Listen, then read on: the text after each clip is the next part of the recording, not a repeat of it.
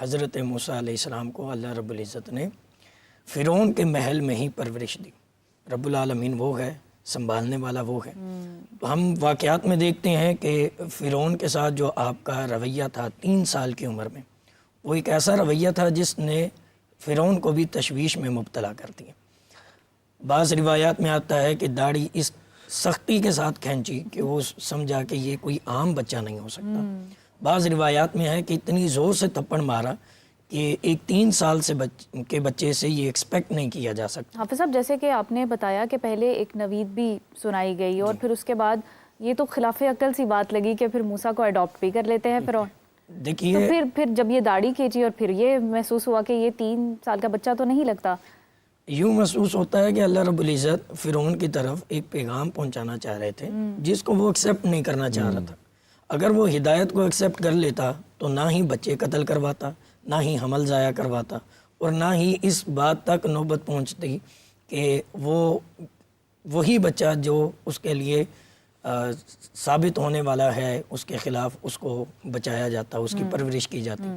تو بہرطور جب موسیٰ علیہ السلام وہاں پر پرورش پا رہے ہیں تو روایات میں آتا ہے کہ آپ کے سامنے ایک پھول اور ایک کوئلہ رکھا گیا.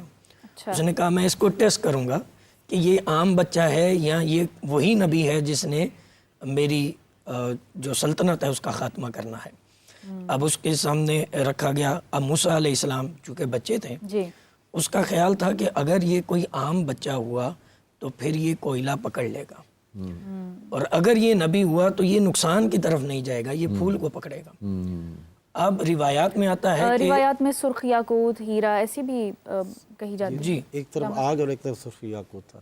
جی مگر سرخ یاقوت انہوں نے اس کو جا کے اڈاپٹ کیا. اب ہاتھ جو ہے وہ اسی کی طرف بڑھ رہا تھا جس میں نقصان نہیں ہے، لیکن اللہ رب العزت نے القاء فرمایا اور آپ نے وہ کوئلہ اٹھا کر زبان میں وہی لکنت جو ہے آپ کی زبان میں رہی. اور بعض ادھا پھر جو میں نے دعا شروع میں پڑھی ہے کہ موسیٰ علیہ السلام اللہ رب العزت سے یوں عرض گزار ہوئے کہ رب اشرح لی صدری ویسر لی امری واحلل عقدۃ من لسانی، میری زبان کے عقدے کو کھول دیں تاکہ لوگ میری بات کو سمجھ سکیں. تو یہ خوبصورت لوگوں کو سمجھنے میں کیا واقعی مشکلات پیش آتی تھیں؟ ایسا نہیں ہے کہ بات سمجھنے میں مشکل تھی. در حقیقت یہ ہے کہ جب اللہ رب العزت نے آپ کو علم نبوت سے سرفراز فرمایا اور آپ کو یہ منصب سنبھالنے کے لیے دیا گیا، تو تب اس کے بعد یہ اللہ کی بارگاہ میں فرعون کی سامنے پیش ہونے سے پہلے انہوں نے یہ دعا مانگی تاکہ وہ جو دعوت توحید وہ دینے جا رہے ہیں لوگ ان کو سمجھ سکیں.